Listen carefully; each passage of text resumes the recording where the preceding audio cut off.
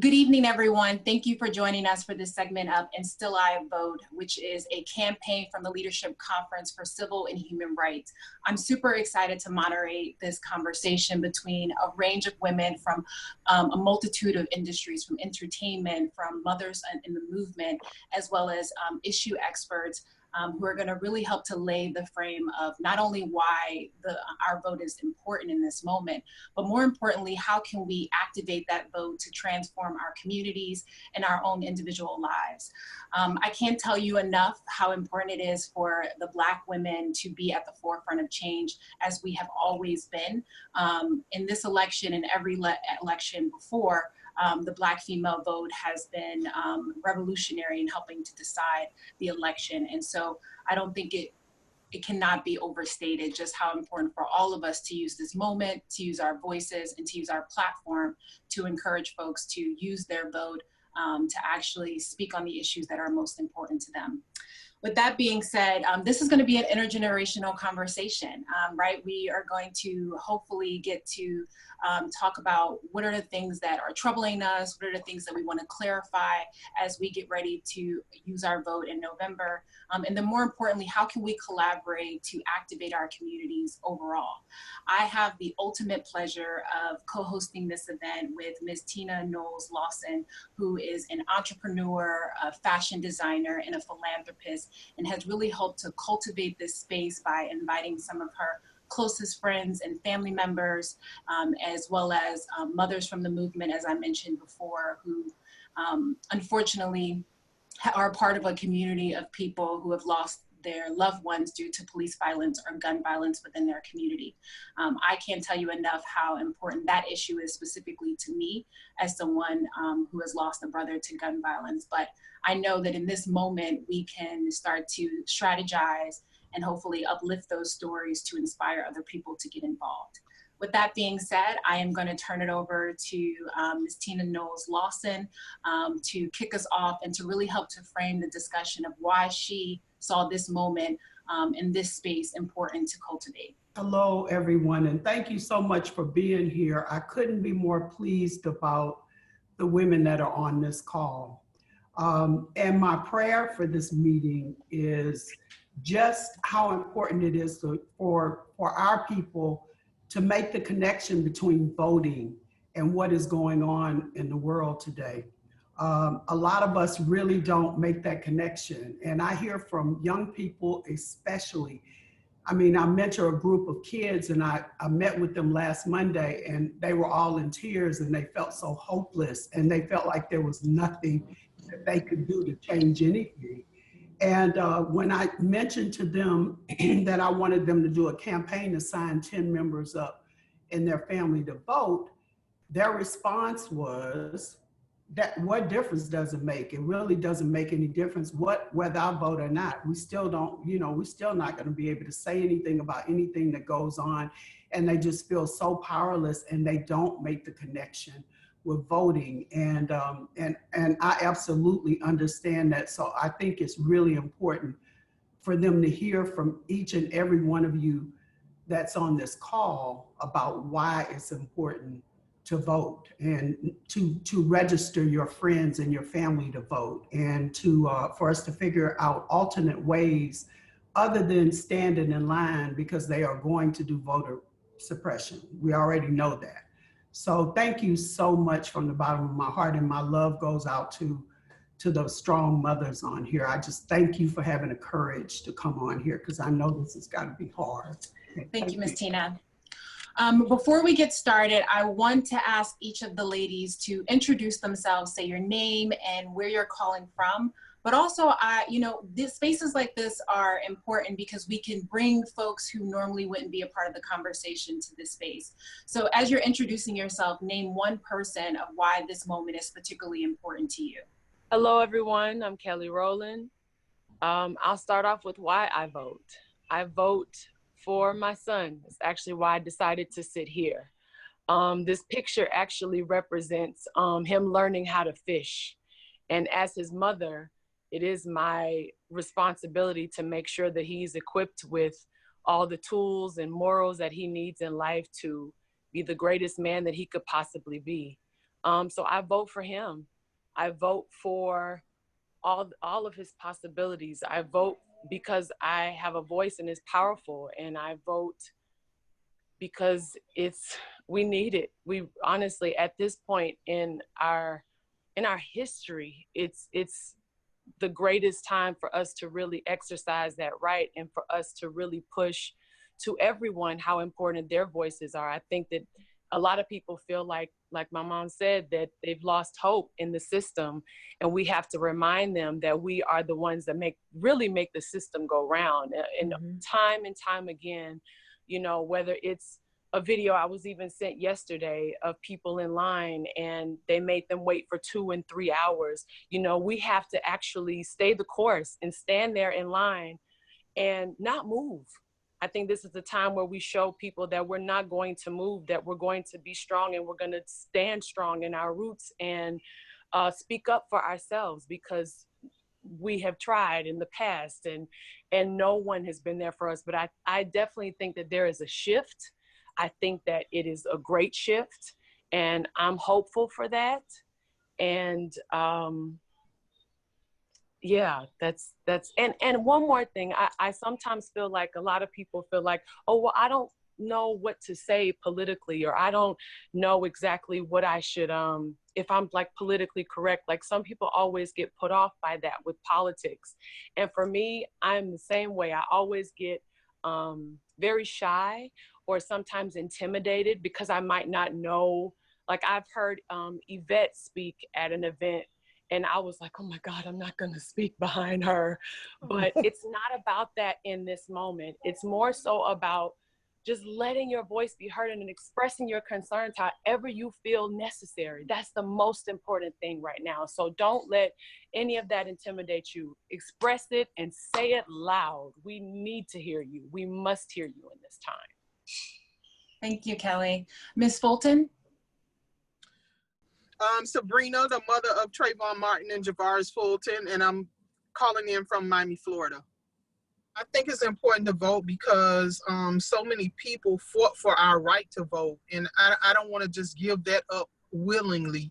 I want to make sure I exercise my right to vote. I want to vote because I have a voice, and I want people to hear that voice. I want them to know that voice loud and clear.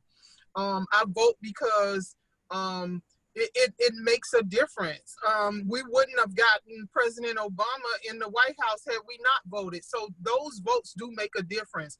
But that's on a national level. Even on a local level, it's important to vote, because those are the things that will impact you the most on a local level.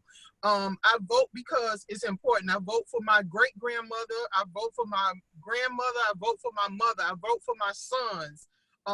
The one in heaven and the one here on earth. I vote because I need to vote, and I want to voice my opinion.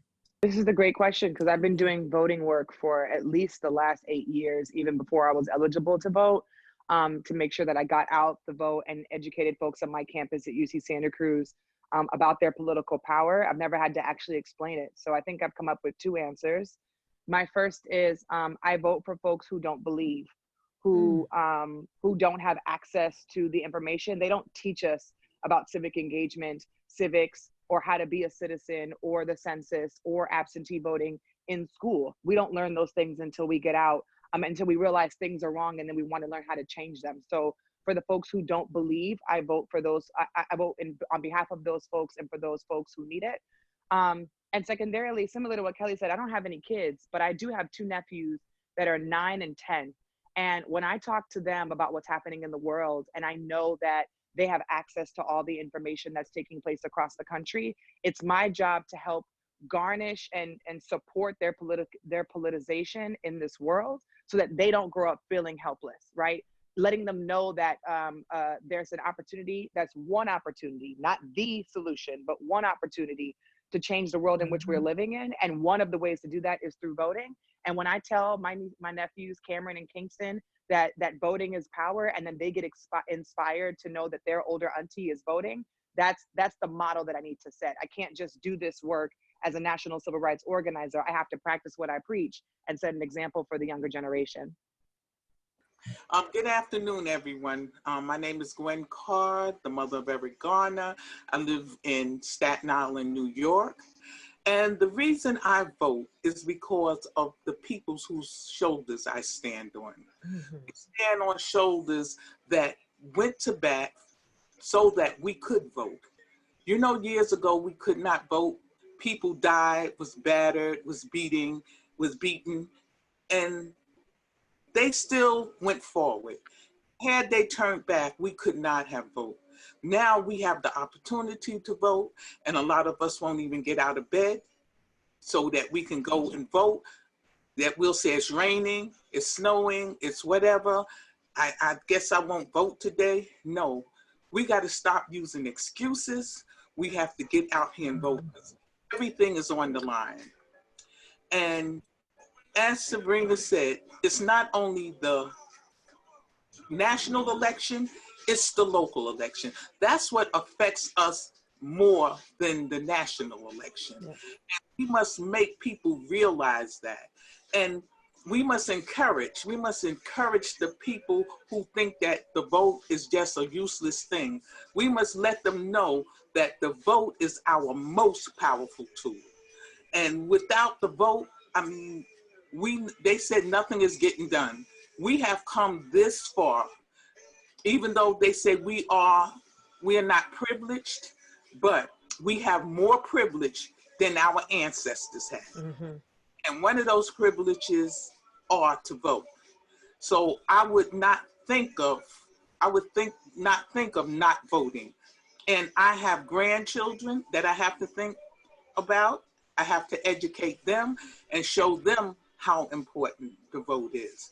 And without we, the older people, bestowing on the younger people how important it is, they may never know the importance of it.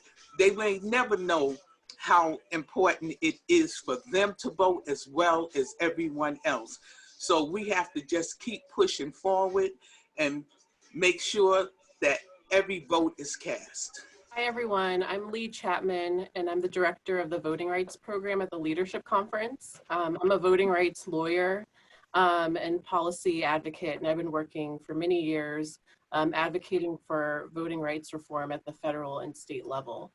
One thing that I've just been talking to a lot of people about is we just have to do better at connecting the issues to voting. You know, we can protest, we can advocate, but we can't get the changes that we need when it comes to criminal justice, policing reform, healthcare, education, immigration, anything we care about unless we vote. And right now in this country, only about 40% of our population votes, which is not enough. You know, we need to be closer to having that 100% participation in our electoral process. And as we saw on Tuesday in Georgia, you know, there are efforts, and I think there are some intentional efforts by state officials to make it harder for people of color to vote. There's no reason that people should have been standing in line for 7 hours to cast their ballot on Tuesday. I mean, there were broken voting machines. There were, you know, people didn't get their absentee ballot. Stacey Abrams said that her return envelope was actually sealed shut. She had to like use a steamer to try to open it up. The mayor of Atlanta, Keisha Lance Bottoms, didn't even get her absentee ballot. So there's so many issues with voting access, and we have 5 months to really fix it. So I'm just happy to be on the call with you all today because voting is our voice, and it's critical that we all participate. Hi, everybody. I'm LALA Anthony. I first want to say to the mothers of the movement, share my condolences with you guys, and also say that your children have now become my heroes, and you guys are my heroes, and your children are the reason that change is coming, and I'm going to continue to use my voice to make a change and demand a change. So I just wanted to share that with you guys. I know how powerful, you know, our voices are, and collectively how powerful we can be together.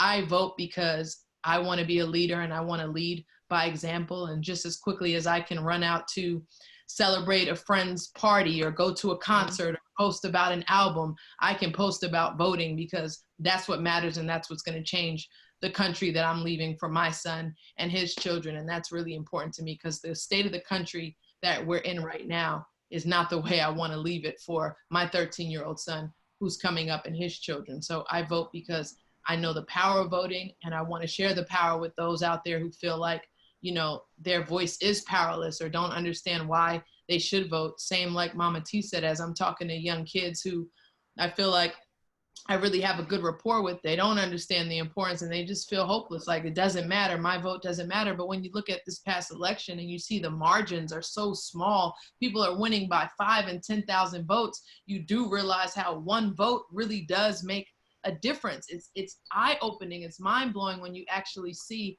the small margins that, you know, people are winning by because so many of us aren't participating. So that's the reason I vote. That's the reason I'm a part of Zooms and things like this, just to continue to get the word out there and have a powerful voice collectively. So thank you all for including me on this. I'm honored and I'm humbled, and I'm ready to do whatever I need to do to continue spreading the word and helping with the message.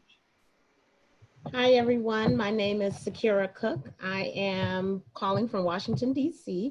I work at the Leadership Conference on Civil and Human Rights, and I'm the director of our justice program there.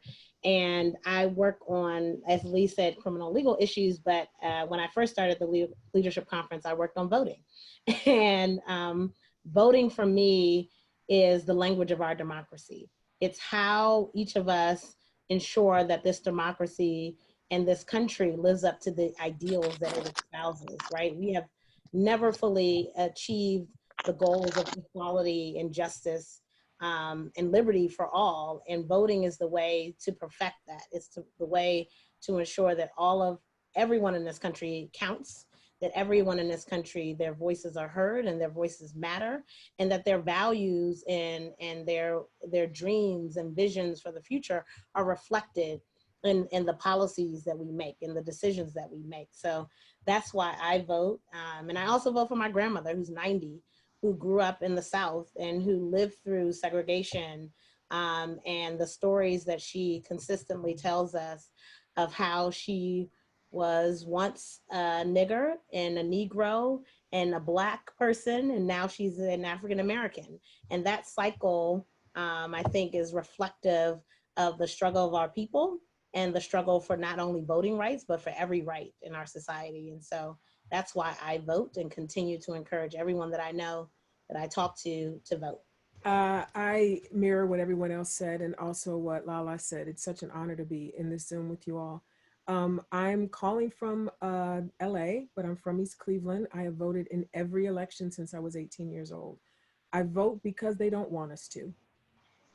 Anytime they work that hard to keep our voices from being heard, that tells me that they know that there's power in our voices. They know that there's power in us saying who we want to lead us. In the same way that people marched and got fire hosed and killed for this right, I will not let my ancestors down. I'm going to show up every single time they open the polls.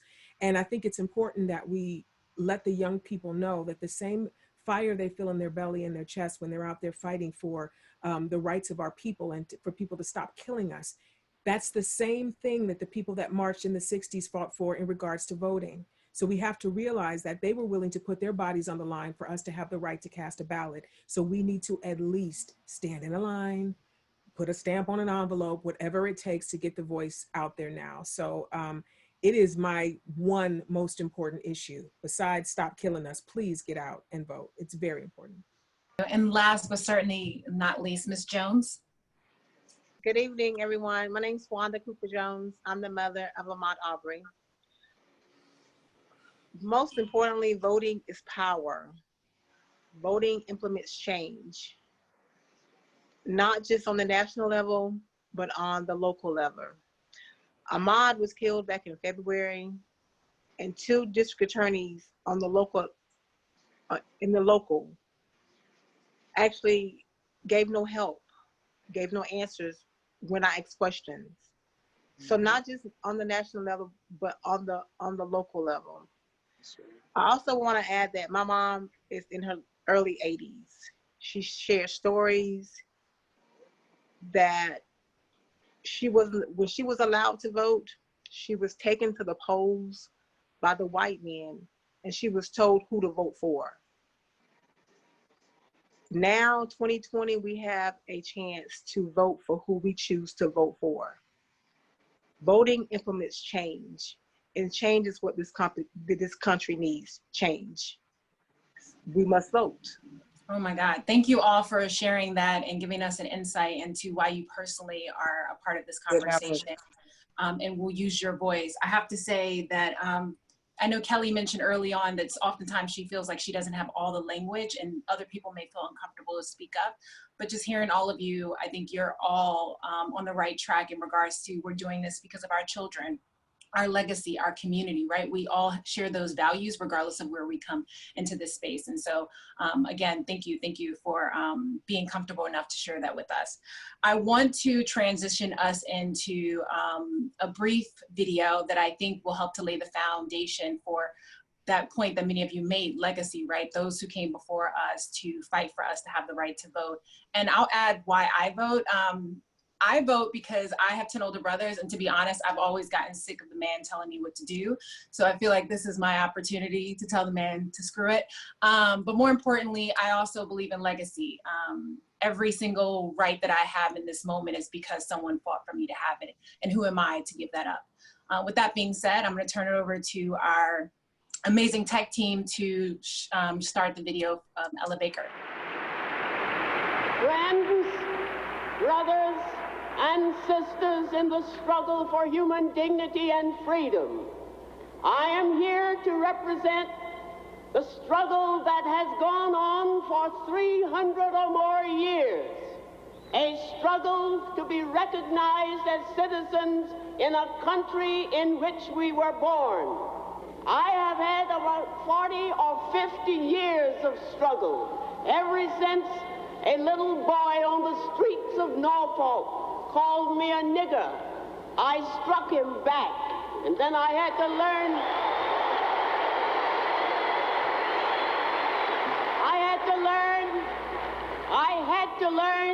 that hitting back with my fist one individual was not enough. It takes organization, it takes dedication, it takes the willingness to stand by and do what has to be done when it has to be done.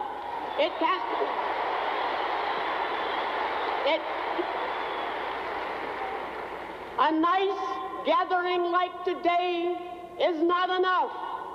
You have to go back and reach out to your neighbors who don't speak to you. And you have to reach out to your friends who think they are making it good, and get them to understand that they, as well as you and I, cannot be free in America or anywhere else where there is capitalism and imperialism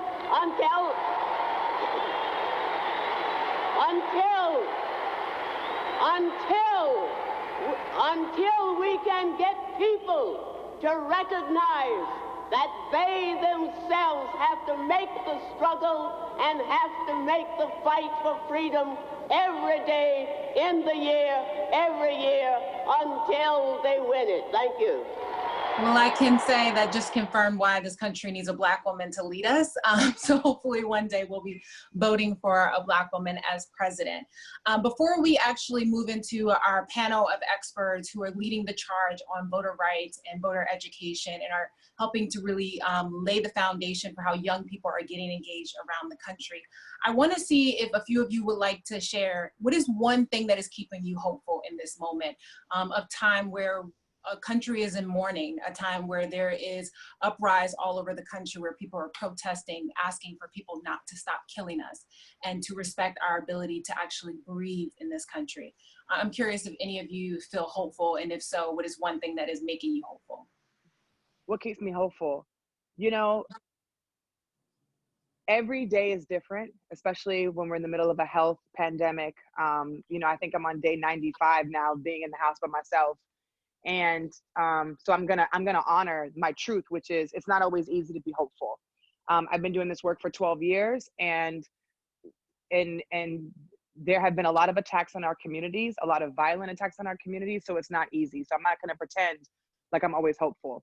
But the days that I do wake up and I am hopeful, what brings me hope is my unwavering love and investment and commitment to Black people in this country.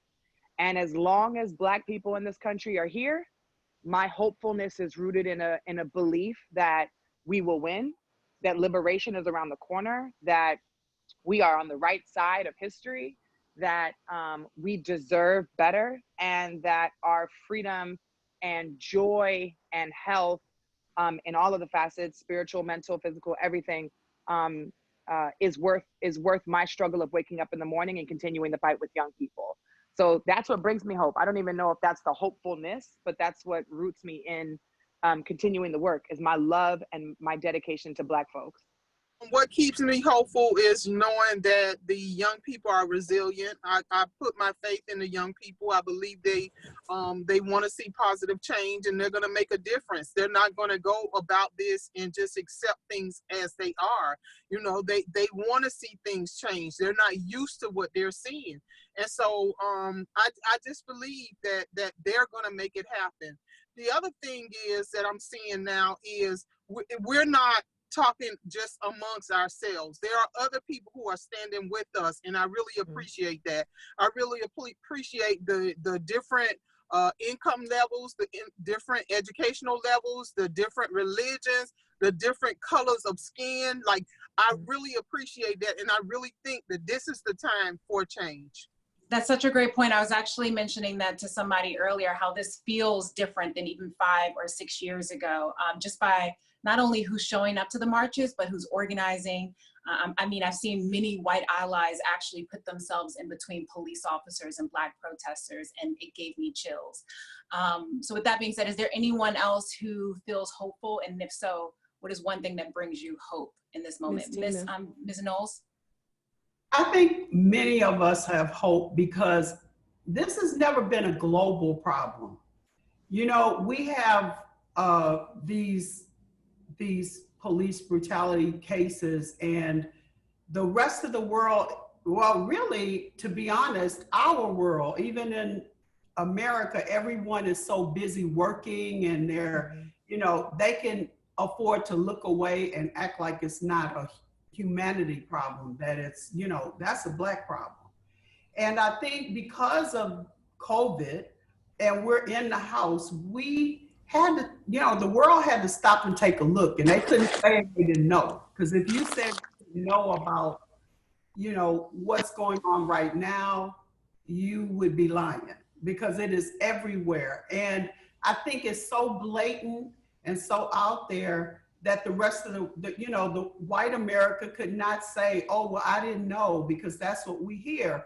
Or we started speaking up and saying, silence is betrayal. If you guys are not speaking up, then you must be complicit. And that's a hard thing to say to your white friends, but it's the truth. I mean, if you can stand by and continue to see this kind of thing go on and not say anything and not be a human being and speak up, then something is wrong. And I think before, we always let them off the hook. You know, it's a big, we give up because we feel like we're in the fight alone. Not to say that they are making us continue, but they kind of took over not took over the baton, but joined with us to carry the baton, and the world is watching. Like, everybody's watching now, and they're having to be human. And it's also a cool thing to be human, and it's not a cool thing to be racist right now. That's right. I mean, let's just be real. It's not a cool thing right now. So I think that we've never had this kind of support from the world before. And so I feel very hopeful. You know, I really do. Can I jump in? You know, to piggyback on what Ms. Tina said, I agree. It feels like, listen, I don't know about you guys. I think I know. I'm tired. And I've gone beyond tired to exhausted. I've gone beyond exhausted to weary. I feel like as Black women, we are always called to be strong. And I said this on another Zoom call. We're not strong because we want to be strong. We're strong because we have to be strong. And we're at a point now where I feel like everybody has reached like their exhaustion level.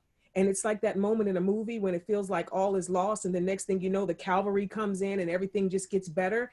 It feels like white people are starting to gather their own for the first time. First of all, they're starting to realize that we're not lying when we say racism exists. I don't know how they missed it for generations, but they now finally get it. It might be because they're home and watching TV because of COVID, but thank you, welcome to the struggle.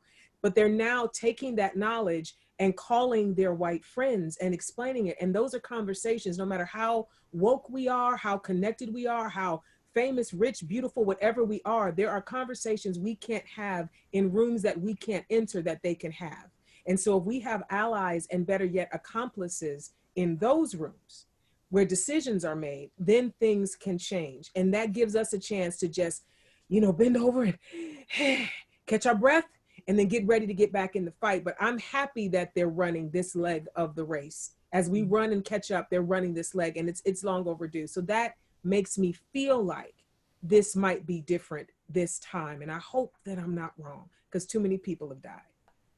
Yeah, I was going to just echo a lot of these sentiments and say, I feel hopeful because I feel like now we feel like it's okay to speak out and people will actually have our back. Before, you would see things or hear things, but you didn't want to be the only one to say anything. Or what if people didn't have your back? Then you're out there on the island by yourself. Now, when you see something, excuse my French, I love you all, but you're calling that shit out. You're calling it out for exactly what it is. And you know that people are going to back you and have your back and be behind you, as you're seeing with everyone using their voices. And that's just such a powerful thing. We've had enough and we're not going to take it anymore. And we're proving that we're not going to take it anymore, and we're going to continue to fight.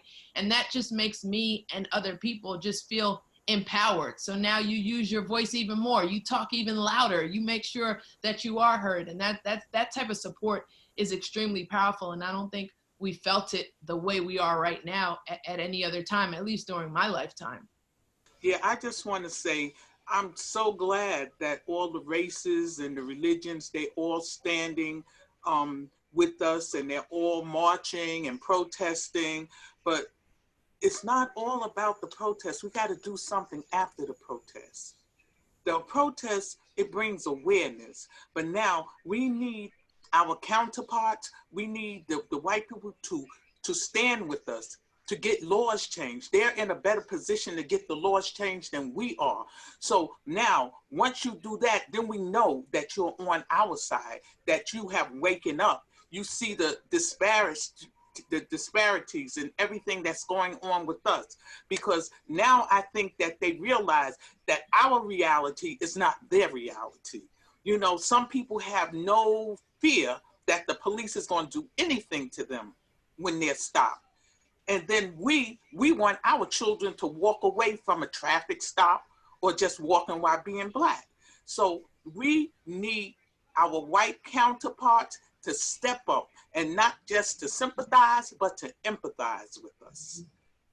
That's right, Ms. Carr. They need to walk it like they talk it. Exactly. Or, like, it's not enough to say you're an ally. You got to be an accomplice. You got to do the work. That's Anyone else before we move on to action? Because Ms. Carl kind of gave us the perfect segue into what are the things that we can be doing for that moment. Anyone? I mean, I was just going to say, I feel like there's so many conversations like this happening amongst so many Black women. And that's so exciting, because that means that it's like we're all doing what we can. We're all doing the work. We're all putting in the time. We're all thinking what we can do, like up all night, writing it down, calling our friends, getting together, figuring out and making plans. So I'm just happy that you see a conversation starting, or you might see 8 lives at one time and everybody's contributing to the same conversation. So I'm just happy that watching these conversations happen is spreading like wildfire. And, we're talking about it, and next is action, exactly what Ms. Carr said. So the communication has to take place, and it's open for everybody to have a seat at the table for that. Awesome. Thank you for that. So we're going to now move into the segment where we're going to bring in 3 amazing ladies that I've had the pleasure of getting to know and work with previously in some of my past work. And I'm super excited for some of the gems that they'll drop on us. I want them to get the opportunity to kind of lay the foundation for, one, we already know it's important to vote, but really, what are the issues that are impacting our community? How should we be talking about this with our friends, with our family members? How should we be using our voices and our platform to encourage other people to vote? And also, what have been some of the trends y'all have seen in your individual day jobs? And I actually want to start with Lee, because we do have a short video on voting to kick off first. So the video we're about to play is about our And Still I Vote campaign at the Leadership Conference. And we launched this campaign in February for the 55th anniversary of Bloody Sunday. We launched this campaign when we were marching across the Edmund Pettus Bridge, because we wanted to shine a spotlight on voter suppression that's happening now in 2020. You know, the voter purges, the long lines, the voter ID laws, and really mobilize people to take action and fight against it in 2020. So when we launched this was pre-COVID. And so, you know, people of color have faced so many barriers throughout the years, and COVID is just another barrier on top of it, especially since, you know, especially Black people are being hit the hardest by COVID. So, you know, this is a perfect moment that despite like all the barriers that we're facing, and still I vote. So that's what the video is about. Voters in Randolph County, Georgia are outraged. Malone made a proposal to the Board of Elections to shut down 7 of 9 polling places in the predominantly Black areas. As soon as polling places opened early this morning, the headaches began. This is so wrong. This is just so wrong. Now people are literally putting their lives at risk to cast a ballot. They purged 500,000 voters. Are you removing Black voters from the voter rolls just so you can win this election?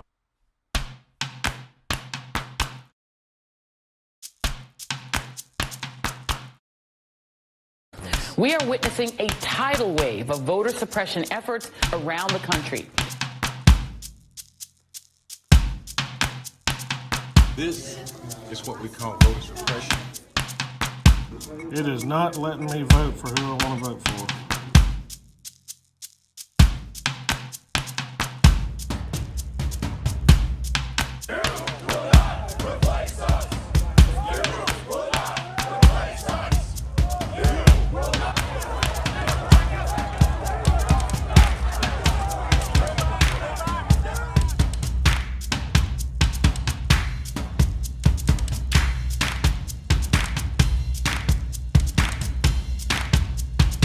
A huge victory in Florida. Convicted felons across the state now have their voting rights restored. And I promise you tonight, we're going to make sure that every vote is counted. Every single vote.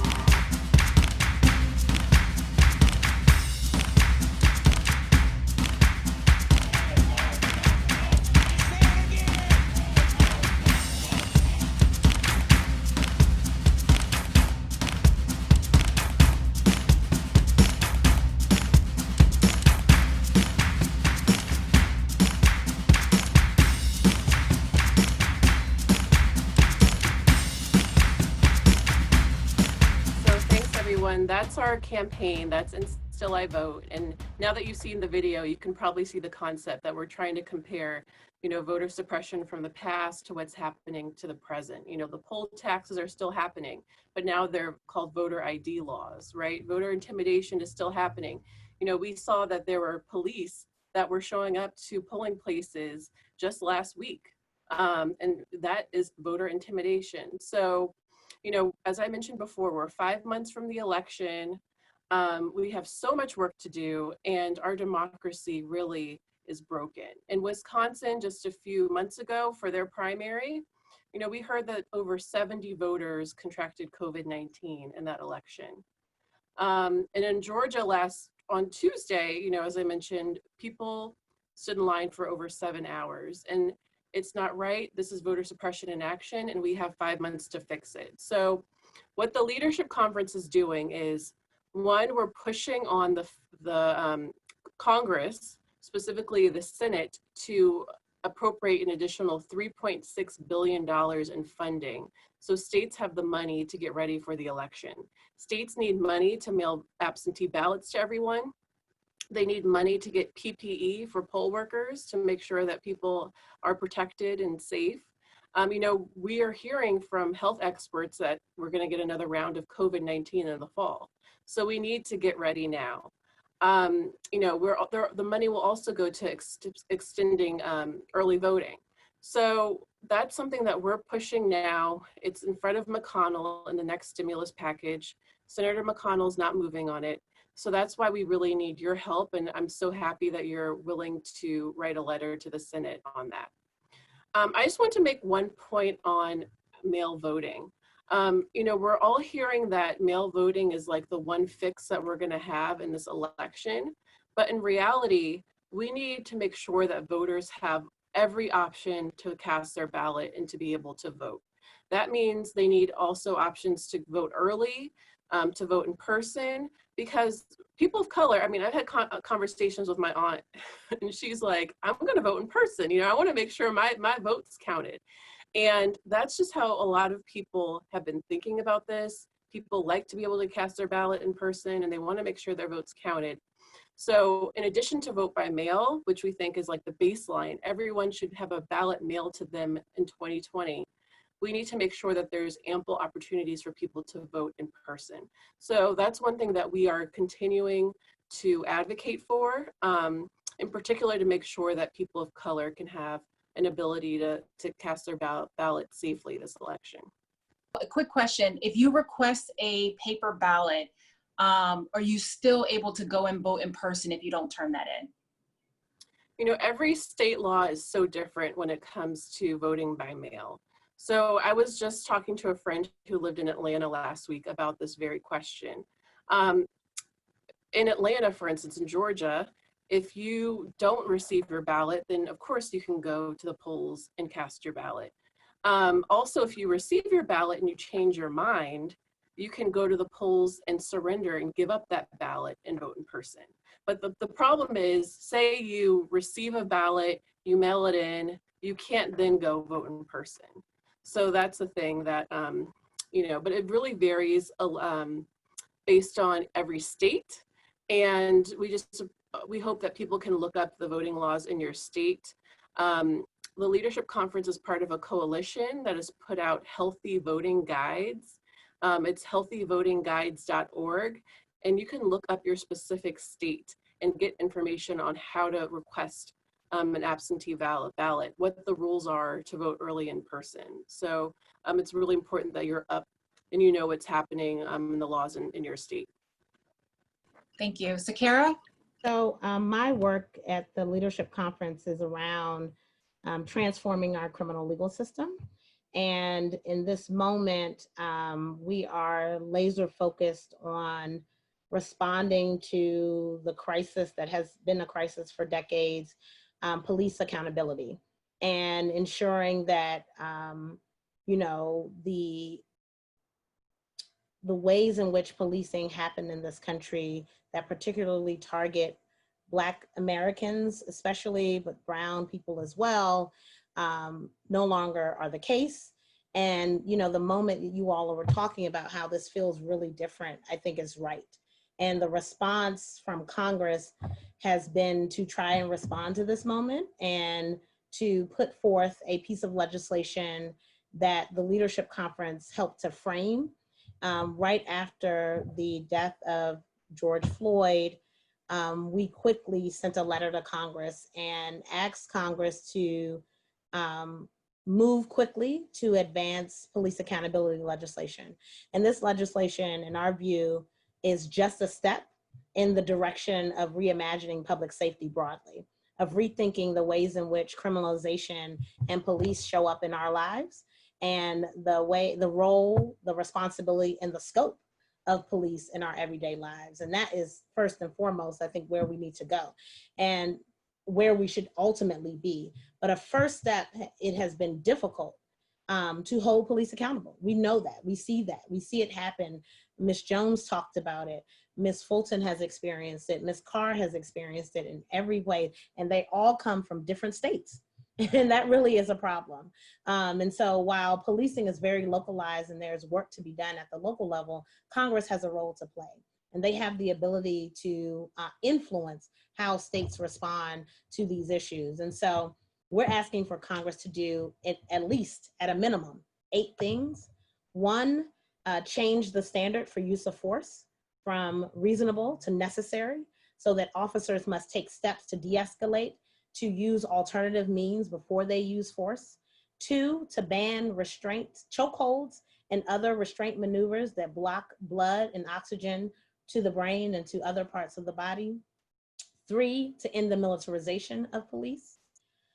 I mean, you know, police departments get federal resources. They get federal equipment that was designed for our military.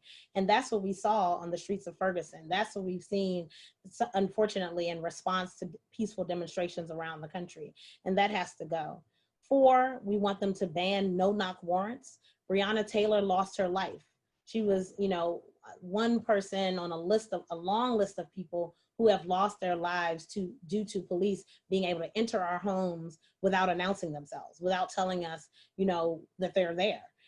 So that's the 4th thing. 5, we want to give the federal government more authority to prosecute officers who commit these violent acts, who are charged with misconduct.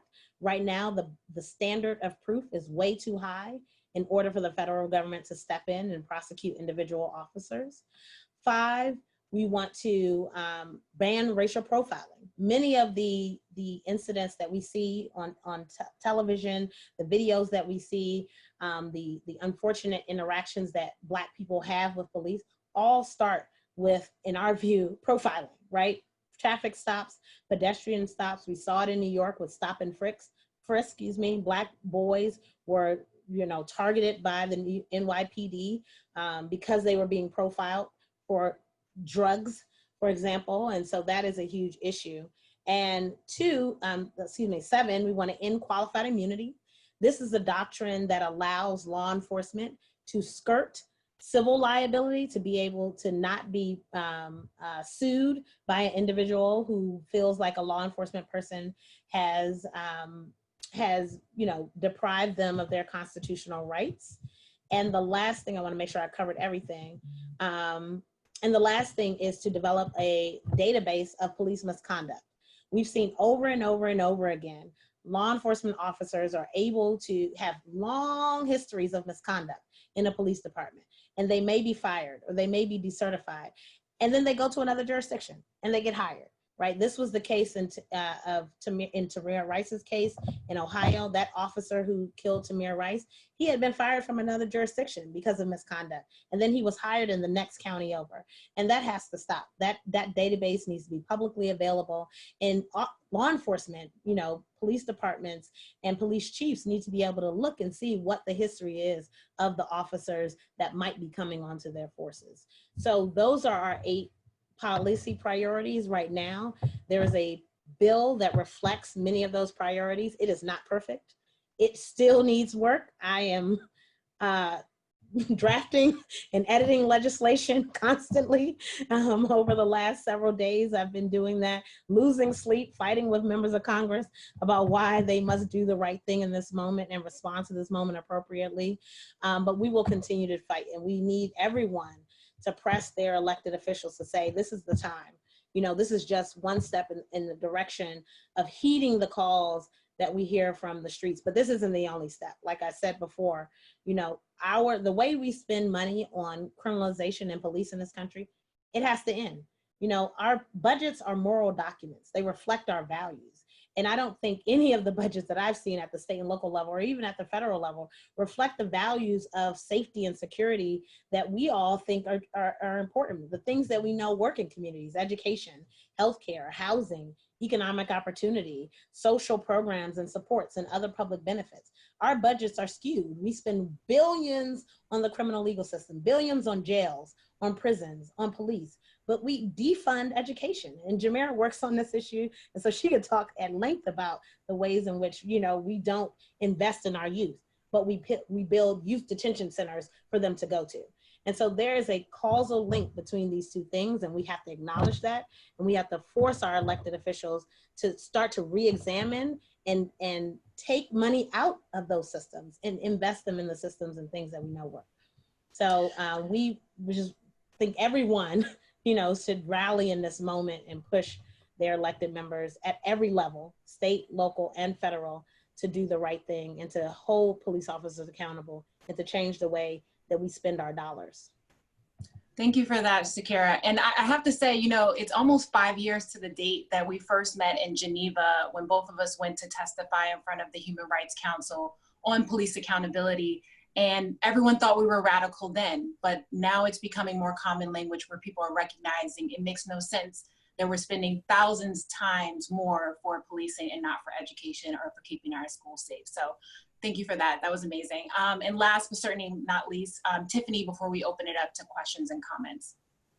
Sure. Jamira, I remember when we couldn't say school to prison pipeline because people were offended. So here we are in 2020 talking about defund the police.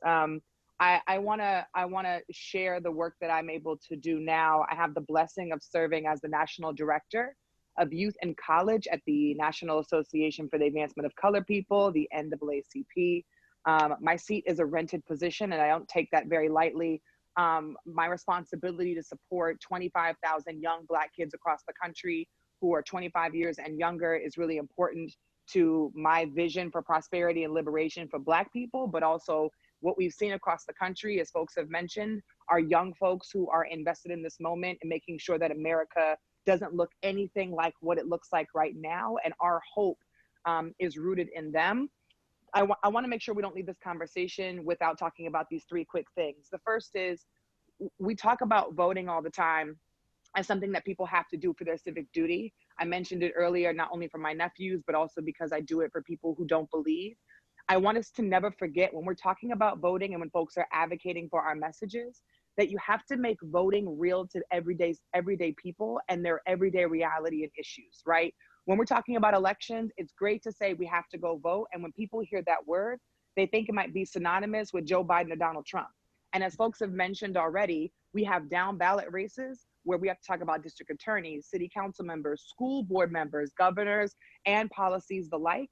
Our job is to do our own research and educate ourselves so that when we're speaking to family members or friends, which are our first lines of organizing, that we are communicating with them about the issues that they deal with and how voting can change that, right? So when I'm talking to young folks right now and we're talking about the COVID-19 crisis and how the government magically found money to give everybody relief for a couple of months on student debt, but we've been calling for student loan debt cancellation for years and they haven't been able to give it to us. Our responsibility is to make sure that we communicate. Listen, the decision to have Betsy DeVos in the Department of Education came from Donald Trump. And you know who elects Donald Trump? The voters do. You wanted to talk about Pell Grants and funding for education. The folks who make that decisions are voters. The folks who support and vote in regents are voters. And so we have to paint the entire picture for people so that it's not just go out and vote, because that can get very, very draining. And it can feel redundant or repetitive every single year when we say voting is important. I tell my young people at the NAACP all the time that as organizers, we have to use every single tool on our tool belt. That means that voting is necessary, but it's not sufficient. Voting is necessary, but it's not sufficient. But we have to do it because it's a part of our strategy and long-term game to make sure that we're winning all the campaigns we want to get. So make sure that you connect voting to an issue. The second thing I don't want us to leave without here thinking about is what we're seeing right now in the community and folks being, I guess I would use the word, but I don't want to make it sound cliche, folks who are now new and woke to this moment of what's happening. You know, when we're talking about the uprisings, we saw the same thing at the murder of Michael Brown in Ferguson, St. Louis, when the entire country was up in flames and the rioting was happening. And I myself, who live now in DC, was at the riots in Baltimore and in Los Angeles, where I'm from originally. And we have to remember that this conversation around the protests, the uprisings across the country can't just last for a couple of days. The marching just can't last for a couple of days. My job as an organizer, and I hope that everyone on this call would join me, is to make sure that those folks out in the street who are fed up and tired and sick and tired of being sick and tired find political homes. It is our job not to just get mad or to protest, not just to vote on November 3rd on the general election, but to make sure that 365 days a year, we have political homes that we belong to that are able to help us foster and strengthen our value set, our leadership, our language, our skill set as organizers, and that we can recruit and improve our communities. The way that we do that is you can join the NAACP for $30 a year. You can join Black Lives Matter. You can join LCCHR, the Leadership Conference on Civil Human Rights, Black Youth Project. There are local organizations across the country like Dream Defenders in the state of Florida that I work with, United We Dream, which is a national comprehensive immigration organization. There are so many bodies of people that exist. Social justice ministries at your church, they count too. If you're a part of a Black student union, that counts as well. But you have to belong to a political home, because what we can't do is afford to have people think that as an individual, they can solve all the problems in America. We can only do this when we have people power and fight collectively. The third and last thing finally is when we talk about connecting voting to an issue. At the NAACP, most recently, we launched the We Are Done Dying campaign. We are also proud members and partners of LCCHR. So all the work that we're doing around And Still I Vote ties into our national priority around elections. But our We Are Done Dying campaign is very specific. You can go to NAACP.org to find our list of demands, not only on the local level against police force and police brutality, not only on the state level, the national level when it comes to elections, but the global level, because we have demands to make of the United Nations, recognizing police brutality and terror as a human rights violation, which currently is not, right? The KKK is not currently listed as a hate group in this country. And so our national and global partnership with our partners across the country who stand in solidarity with us is super necessary to move a national and global and local agenda on all of those facets. The Youth and College Division at the NAACP is focused on really three things. I mentioned already student debt, which we're fighting not only on the federal level to get legislation passed, partnering and working with congressional members' offices like Ayanna Pressley, Ilhan Omar, and Elizabeth Warren, but also on the local level. We've seen folks bail out folks who graduate college, and that's amazing and that's great. But we know that generational wealth is a problem. And during COVID-19, if they can understand that the relief people need right now to not have to pay their student loan debt back is helpful to the economy, then we have to recognize that that's a solution that can exist and cancel for everybody. And education should be accessible and affordable to anybody, no matter what your economic or class background is. And so folks are fighting for that. In addition, last Thursday, we partnered with an incredible young woman. Her name is Jael Karundi. She is the first Black female president at the University of Minneapolis. She wrote a letter to her regents and to her university chancellor, asking them to break the contract with the school and the police. This is after the murder that we all saw of George Floyd. That was really important because student fees pay for off-campus police officers to come and terrorize the school, and the police officers off campus do not have to abide by the chancellor's request, the human resources request, the health center's request, or any of the campus safety officers. They operate as a completely different level of authority on campus. So when you see students protesting or doing sit-ins, or even if there's a sexual harassment crime that happens on campus, if somebody calls 911 and the police come, they do not have to listen to the school administration, and it's their responsibility to keep their students safe. So what students have been doing is not just calling for defunding of the police in their city, but a real strong reform and evaluation around our students being and feeling safe just on campus. We've seen not only the University of Minneapolis cut the contract with the police, but most recently the superintendent of Portland Public Schools also cut the contract and said that they were going to look at new forms of safety for their students on campus that include things that my sisters have already talked about. We want more counselors, we want more campus safety officers, we want more health services, as opposed to pushing everybody into the criminal justice system. And we've seen Fisk University, Florida Agricultural Mechanical University, FAMU, Fisk University, University of Albany, so many different schools, University of Colorado Boulder, so many schools have already launched petitions to also do this campaign. It's called Cut the Contract. And if you have students or young people who are at neighboring schools, I encourage you all to reach out to me so that we can work together on this campaign nationally to keep our babies and our students safe on campus and at their schools. Visit NAACP.org for our list of demands, but they're pretty similar to what LCCHR is, so I'm not even going to repeat them. Thank you, Tiffany, for that. And I really appreciate you mentioning that voting is a tool in our toolbox, and we have to utilize all of them in the process to get closer to justice, especially when you think about the actions that students are taking, right? They're actually making decisions and getting their university to move based on their dollar and not always based on their vote. So that was a really good point. I now want to open the floor to all of the other ladies to see if there's any questions, comments, clarifications you might have for any of our speakers so far. I have a lot of questions because I have, as I told you before, I have a group of kids that I mentor, which is another way that anyone could get involved. And I encourage everyone to at least get the kids at your church or in your neighborhood and just mentor them to give them, whether it's education about the importance of voting or making your voice heard or wanting, more than maybe your zip code is showing you. That's a whole nother subject, but it's how I figured out that I could give back. And what I find a lot of times is it's lack of information. So if there is, like, I have to be honest, and we talked about this last time, when I get ready to vote, and I've been absentee voting for years, but I always have someone to take my ballot in. I don't ever trust the mail system. It's just my own issues.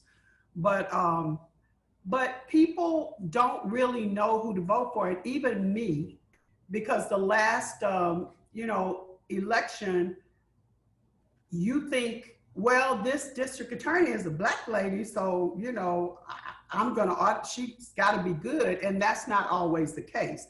And and I'm just saying that I'm, putting it out there, our DA is not for us. So how do we educate people on that? One thing that I love that we're seeing is that everybody's using their social media to educate people, and they're putting down what the rules are or things that happen, and it's right there in their face. But sometimes people don't really take the time to read. And I have to be honest, in the past, I haven't studied every candidate, because I didn't have the time to do it. It's really important, where can they get information? Like if I'm going to vote, is there somebody passing out information outside of the voting polls that can let me know, not say who to vote for, but to tell me the background of each person? How many, police have they convicted if they're a DA, or the mayor, what's their record? Because we take it for granted, but people really don't have any information. So they're just checking down the box.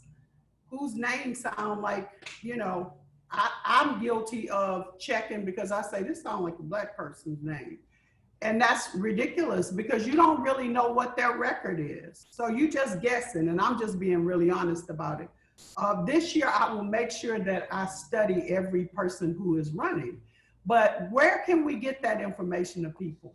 And then my other question is, I'm having these kids to register everyone to vote, because that's what we should be doing now to get the absentee ballot, whether they're going to use it for that or not.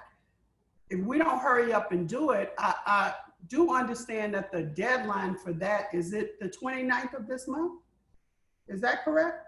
It depends on the state that you're in. What state are you in again? Okay, I'm in California.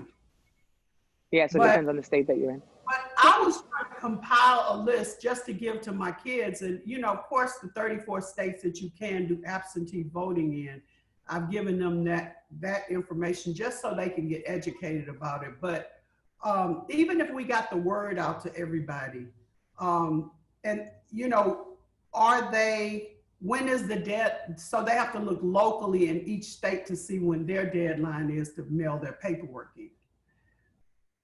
Is that correct? There's no date across the America that says by this time you have to have your absentee ballot in. Generally, voter registration deadlines are around 30 days before an election, but there are states that have same day voter registration, which is one thing we're advocating for. California now has same-day voter registration. So you can like go to the polls and register to vote and vote the same that day. And that's, yes. And we're really advocating and pushing this in all the states because with all the purges that we're seeing from the voter rolls, that's the best policy, because if you're purged, you can go up to the polls on election day and get on the rolls and vote. So just the line's gonna be to register. I mean, realistically, because they're gonna pull every kind of trick they can. How feasible is it for somebody to go and try to register that day and also vote? It's feasible. They're making up lines long for you to vote. Can you imagine what kind of trickery is going to go on with registering? I mean, in states like California, they are pretty good because there's so many options, you know, available. Because California has the vote by mail, like you said, that you've been using for a long time. So it kind of helps with the congestion of the polling place. Although we did see problems in the primaries in LA, we saw those long lines. I have a sister who lives in LA and she was telling me about all those issues. So I think that same day registration is good. And if we have a good election official at the local level who knows how to implement it right, we won't have long lines, you know? And when we're talking about running for office, people should also run for elected office to run elections. You know, that's something that we should not forget too. A lot of those are elected as well. Even in some states, to be a poll worker, it's elected. So, you know.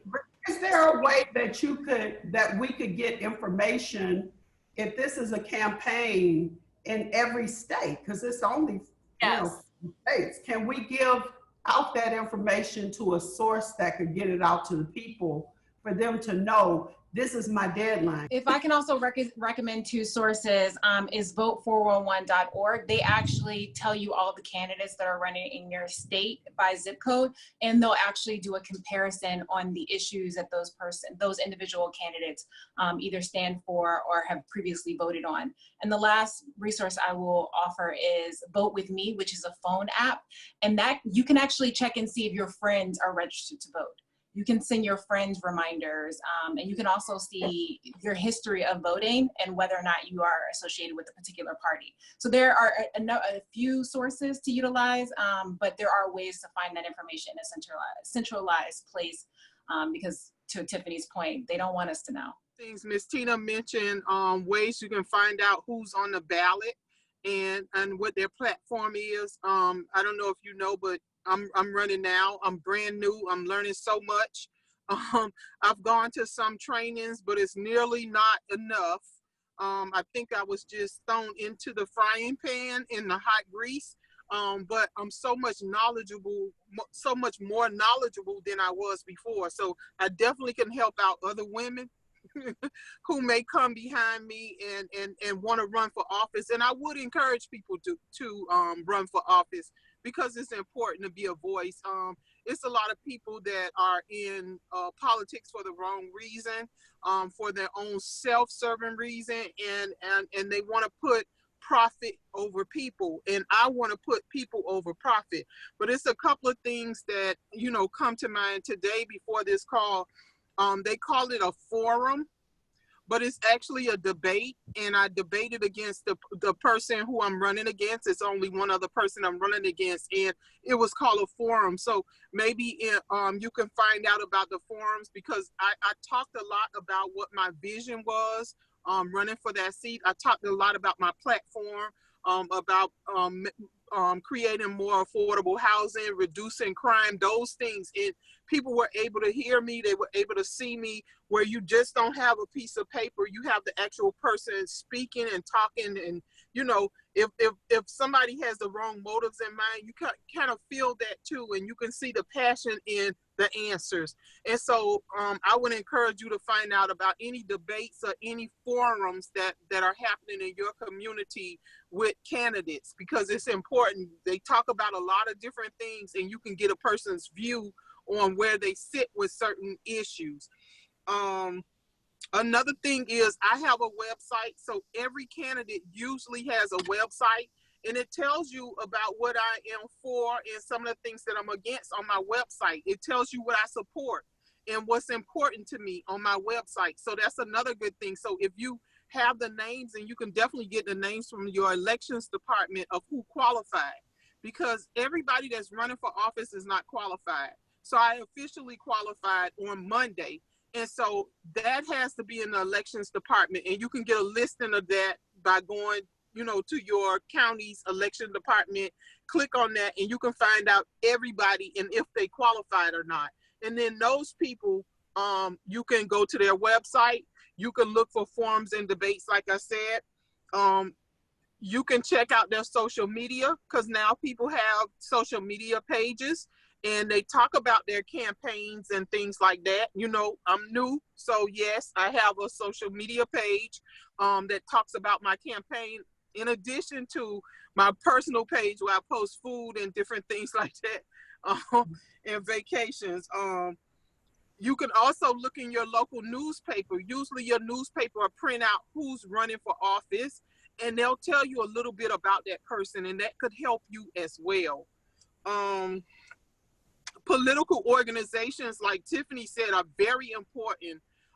They do give you a little heads up on who's running and what their platform is, because they do their research. They do all their research, and you can cheat. You don't have to do it all on your own, you know, but if you want to learn more about a certain candidate, then of course you do your own homework. But through those political organizations, you can find out a great deal about who's pro-choice and who is who feels that, you know, we need additional training for police officers and things like that. They discuss all of that. And then the last thing, here in Miami, Florida, we kind of push for people to do early voting, since the lines are so long on election day. So we push people to do absentee because of the COVID virus, but we also push people to early vote. So 2 weeks before the election day, up until that Sunday, they're able to vote early. And then Monday, nothing happens. Tuesday is election day, and then you have the long line. So we try to encourage people to absentee, to vote by absentee ballot, or to vote through early voting, and so that it's not so crowded on election day. But a lot of the older people, they don't trust the mail, like you said, Miss Tina. They don't trust the mail, and you know, it's unfortunate, because we don't want them to stand in line. We don't want our people that's elderly and disabled to stand in line, but that's all they know. They don't trust the other systems that's in place, but we try to encourage as much as we can. The last thing I want to say is we got to make sure that we are touching our own circle. A lot of times we look out and we say, okay, I'm going to canvass, I'm going to knock on doors, I'm going to this meeting, but what about our own family? I think we should take our own contact list and just call some people and say, listen, are you registered to vote? Have you gone to vote? How are you going to vote? Are you early voting? You're absentee ballot voting? You're voting on election day? And just making sure that our people in our circle, and if we did that more, our friends and family, we did that more in addition to what we're doing, because now we really got to beef things up, understanding the culture that's going on right now. We got to do more than we usually do. And so I just want to encourage people just to make sure that they're reaching out to their family and their friends. I am absolutely delighted about being on this call. Thank you for all of your information. I am truly enlightened. The one concern I remember, well, shoot, when I just talked to everyone I'm around, they're like, well, I just don't want to get COVID. And the fact that you brought up the fact that there was 70 new cases of COVID, is there a fund or budget? I believe it was Yuli that was discussing it, that the government has, or maybe that specific area in certain cities and certain states, or every state, that has a budget for like masks, gloves? Is it going to reach Black communities because we're affected the most? Like, how do we actually get people comfortable with being at the polls and not feeling like, you know, they don't feel protected because of COVID? Right. That's a really good point, because no one should have to choose between their health and voting. Like, that should not be a choice we have to make. There really isn't a budget right now. That's why we're advocating and pushing in Congress. So experts have estimated that it's going to cost $4 billion in order to make sure that we have PPE nationwide for the election. Oh my God. Ballots printed for everyone, because now we're going to have to print more ballots, which means we have to buy machines to print the ballots and to count them and to do all of that. So Congress gave us $400 million in the first stimulus package, CARES, but now we still need an additional $3.6 billion. And the problem is, now's the time. We're 5 months out. If states need to buy machines to count absentee ballots, they need to do it now. These machines come from like Germany, and so they have to be shipped over. I mean, it's like all the logistics that have to go through in order to prepare for an election. So that's why it's so critical that we get this money to states. It's critical, all the advocates in the leadership conference, we're the nation's largest civil rights coalition. We've been around for 70 years. So we're all pushing to make sure that that money is going to the communities that are hit the hardest by COVID. Do you want to close us out, Ms. Tina? I do. Would it be inappropriate if we closed it out in a prayer? Never inappropriate. No. Never inappropriate. Okay. Lord God in heaven, I just praise you and I thank you, Lord, for this amazing group of women on this call. And Lord, I just ask to give comfort to the mothers on this call, and that the world will keep up the fight, Lord, to get justice. And I just thank you, Lord. I just thank you for the first time having some hope. In Jesus' name we pray, amen.